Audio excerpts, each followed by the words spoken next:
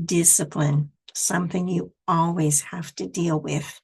And of course, it starts with your rules and you're following your rules and all of that. But I'm here just to look at discipline in a different way.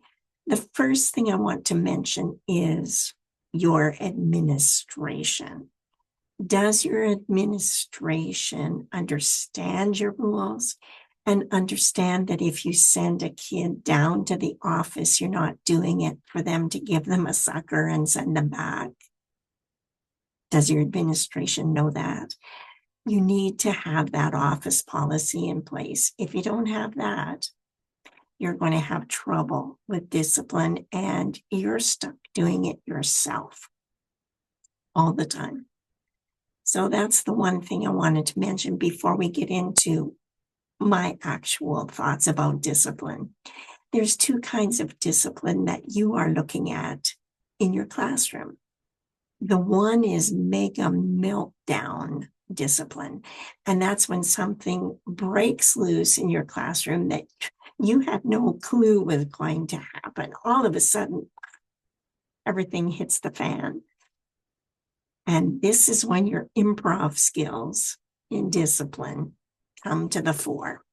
So you deal with those disciplinary things as best you can.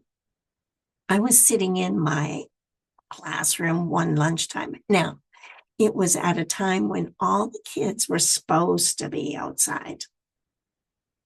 All of a sudden, I hear this clanging and banging in the hallway. And I thought, what is that? So I wandered out to see two boys physically pounding on each other. And I'm going, ooh, what do I do? And I asked them very nicely if they could stop. Well, that didn't seem to help. Meanwhile, I didn't realize that somebody else had come along and let all their friends in the back door so they could watch this fight. It became a spectator sport. The whole hallway was filled with kids watching this fight. They were very intent. And I turned and saw this crowd that was growing and thought, I've got to do something. So I asked very nicely if a child could please go get the principal. Didn't seem to register. This was a good kid. And I bellered. I just absolutely bellered and said, go get the principal. I'm not going to do it on this Zoom call, but hey, go get the principal. And I did it so loudly, I had everybody's attention. Kids scampered and got the principal, and the two perpetrators or fighters or whatever you want to call them immediately stopped. I realized at that moment, two lessons learned.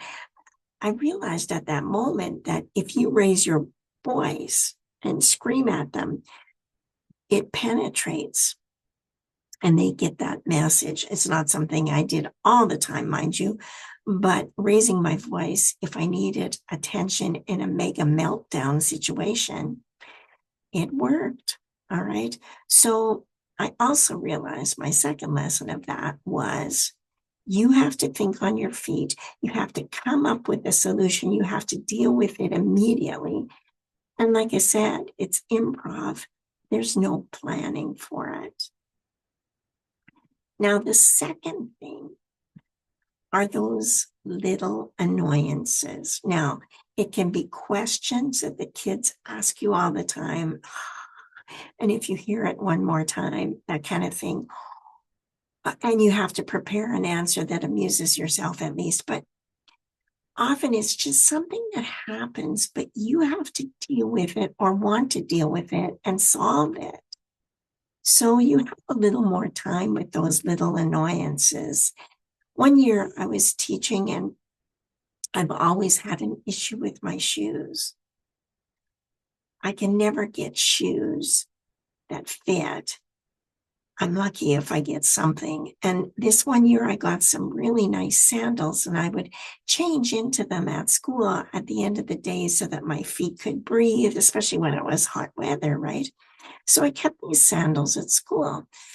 And all of a sudden, those sandals disappeared. And I thought, would kids be taking my sandals? That seemed a little odd to me. I've never had kids steal my personal, like my sweaters or any of the things I leave laying around that's a personal garment. So I did ask them, I said, "Anybody seen my sandals? They're blue and yada yada." So I did describe them, and no, and nobody admitted to anything. And I looked everywhere. I looked in the bathroom, in the staff room. I looked everywhere. And one day I was talking in the staff room about missing things, and one of the teachers mentioned that one of the custodians was maybe a little, how shall we call it, light fingered. I thought to myself, she came in after school. She was cleaning the school at night. So one evening, I caught up to her and I said, now you got to keep a straight face, right? I said, I have real problems with my feet. And I had these sandals and they were so nice. And I just don't know where I put them. Long face included, right? So I went through my troubles with my feet and how I looked for them, couldn't find them, etc., etc. And then I ended with, if you see my sandals, could you let me know? I didn't berate her. I didn't accuse her. I didn't get nuts on her. I just left it in her court. A week later, my sandals showed up in my filing drawer. Now, sometimes I can be a little flaky, but I've never, ever put shoes in a filing drawer. Anyway, I got them back, no questions asked. So do you have another type of discipline? Let me know. Put it in the comments below. Do you have a solution that really worked for you with junior high kids? Let me know. Let everybody else know that watches this video too. We're in this together.